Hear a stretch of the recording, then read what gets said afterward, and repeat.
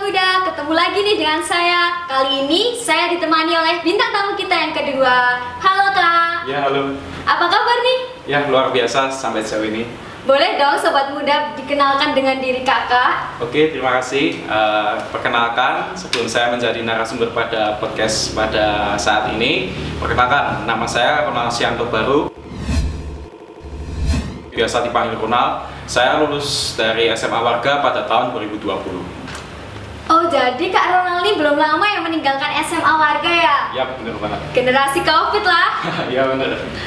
Oke Kak, sekarang Kak Ronald ini kuliah di mana? Jurusannya apa? Oke, aku kuliah di Universitas Brawijaya dengan jurusan kedokteran gigi. Wow, jurusan kedokteran gigi luar biasa sekali Kak. Selamat ya Kak. Kak, aku mau tanya nih Kak, apakah UB itu impian kakak dari dulu sih?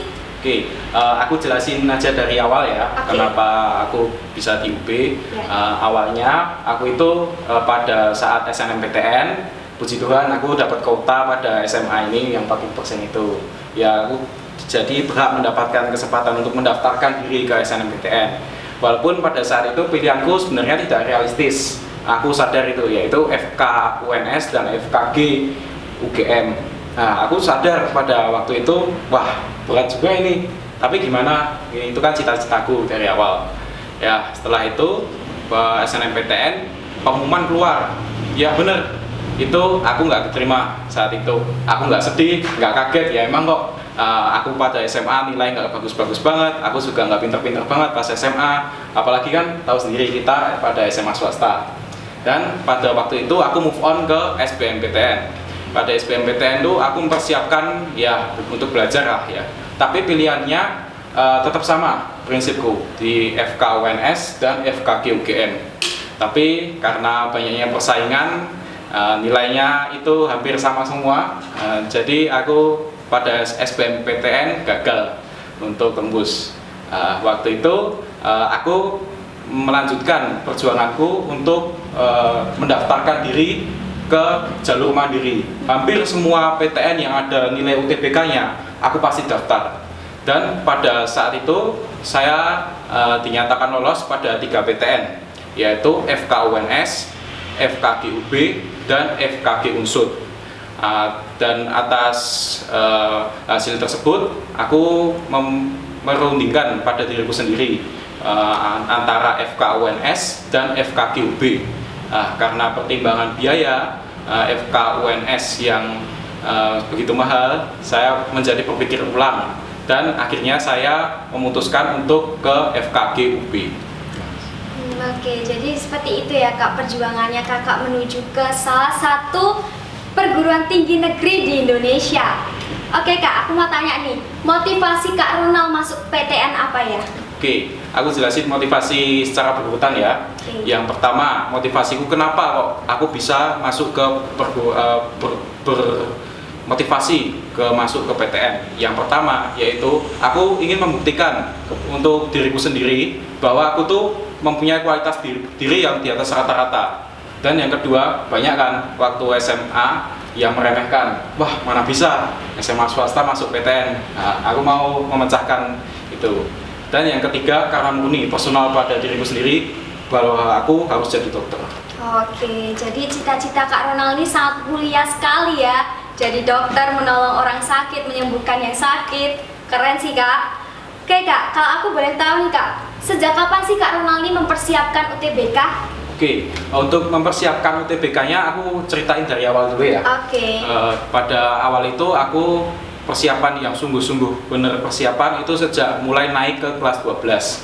Itu ya seperti biasanya aku mencari soal-soal tryout di internet, entah itu berbayar maupun tidak berbayar, saya pelajari. Dan pada saat itu strategiku yang paling ampuh yaitu saya pahami dulu konsep-konsep yang paling dasar dari sebuah soal. Nah, setelah saya menguasai semua konsep-konsep dasar pada soal, langkah selanjutnya aku akan mencari soal yang lebih sulit atau soal yang kembangan dari konsep-konsep dasar tersebut. Nah, aku nggak pernah takut untuk mencoba mengerjakan soal. Dan semakin kita mengerjakan soal yang bervariasi, yang rumit, yang kembangan dari konsep-konsep dasar, itu semakin lama kita akan bisa menyerap apa kekurangan kita dalam mengerjakan soal tersebut. Walaupun kita salah, itu tidak apa-apa, karena kita bisa mengambil pembelajaran dari soal yang kita salah tersebut. Wah, saya kurangnya di mana? Nah, begitu cara saya untuk bisa mengerjakan soal UTBK. Wah, bisa diterapin ya sobat muda di dalam kehidupan kita. Gaya belajarnya Kak Ronald nih sungguh luar biasa loh. Oke sobat muda, aku mau tanya nih sama Kak Ronald. Boleh dong Kak Ronald bagi info ke adik-adik semua, ke sobat-sobat muda di rumah. Oke Kak, aku mau tanya nih tentang kuliah Kak Ronald. Biaya masuknya itu berapa sih Kak? Oke, aku jelasin dari dasar dulu ya. Oke. Karena di perkuliahanku, terutama jurusan kedokteran gigi itu beda-beda biayanya. Yang pertama mulai dari SNMPTN. SNMPTN itu jalur rapot, itu bebas uang pangkal atau uang masuk. Tetapi uang UKT per semester yang dibayarkan setiap semester itu tergantung dari pendapatan orang tua masing-masing. Lalu kita pindah ke SBMPTN. Pada SBMPTN itu tetap ada uang pangkal, tetapi sama disesuaikan dengan pendapatan orang tua masing-masing, dan UKT-nya kasusnya sama seperti di SNMPTN, yaitu sesuai dengan pendapatan orang tua masing-masing. Dan yang ketiga, ya ini jalurku, yaitu jalur mandiri. Pada jalur mandiri itu UKT-nya dibayarkan per semesternya itu pada golongan 4 mulainya, golongan 4, golongan 5, dan golongan 6. Jadi terendah golongan 4, yaitu 17 juta yang itu aku dapatkan. Lalu untuk biaya masuk ke mandiri itu ada 3, 100 juta, 200 juta, dan 300 juta. Dan puji Tuhan aku dapat yang paling rendah, yaitu 100 juta. Iya, seperti itu ya Kak. Kak, aku mau tanya nih Kak, UKT itu apa sih Kak? Oke, UKT sendiri di dalam perkuliahanku yaitu uang yang dibayarkan per semesternya. Pada FKG ini kan sistemnya blok ya. Jadi setiap semester itu terdiri dari 2 blok. Setelah kita menempuh seperti blok 1, blok 2 itu baru membayar. Blok 3, blok 4 baru membayar. Oh, jadi seperti itu ya Kak. Ya. Aku mau tanya nih Kak sekarang. Semisal nih, Kakak ini udah lulus dari kuliahnya. Prospek kedepannya Kakak mau ngapain?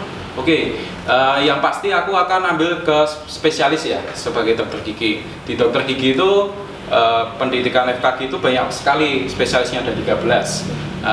Contohnya seperti ortodonti, itu seperti seni untuk memperindah gigi pada manusia. Seperti prostodonti, itu adalah spesialis pada gigi tiruan.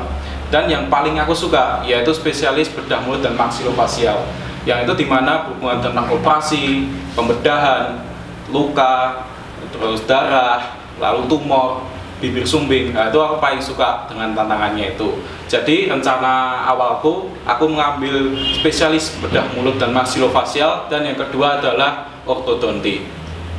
Wow, luar biasa sekali ya penjelasan dari Kak Ronald, sangat lengkap loh ya. Kak, aku mau tanya nih Kak.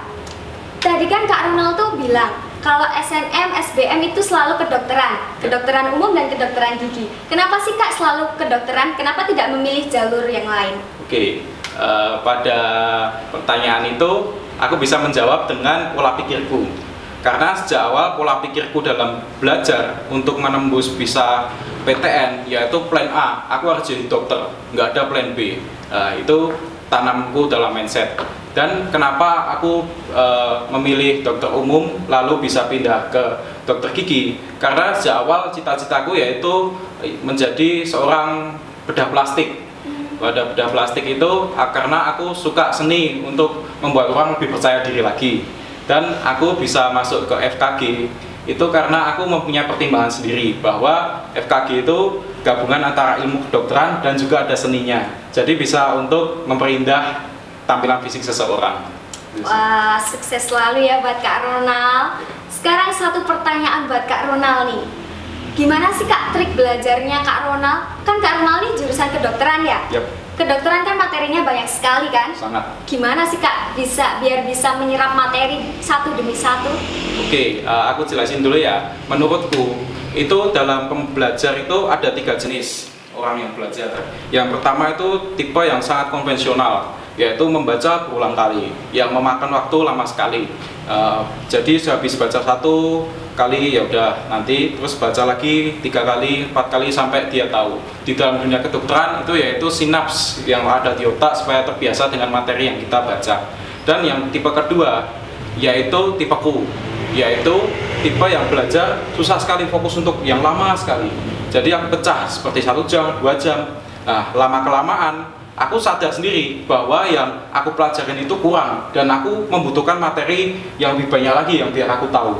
Maka dari itu aku terpacu dalam metode itu untuk tahu lebih banyak hal. Dan tipe yang ketiga, ya ini tipe yang paling langka, yaitu orang yang bisa belajar dengan mendengarkan saat kuliah aja. Jadi dia lebih santai sih belajarnya, tapi itu sangat langka sih. Ya, terima kasih ya Kak Ronald buat penjelasannya. Sangatlah lengkap dan sangat memberi informasi kepada kita semua.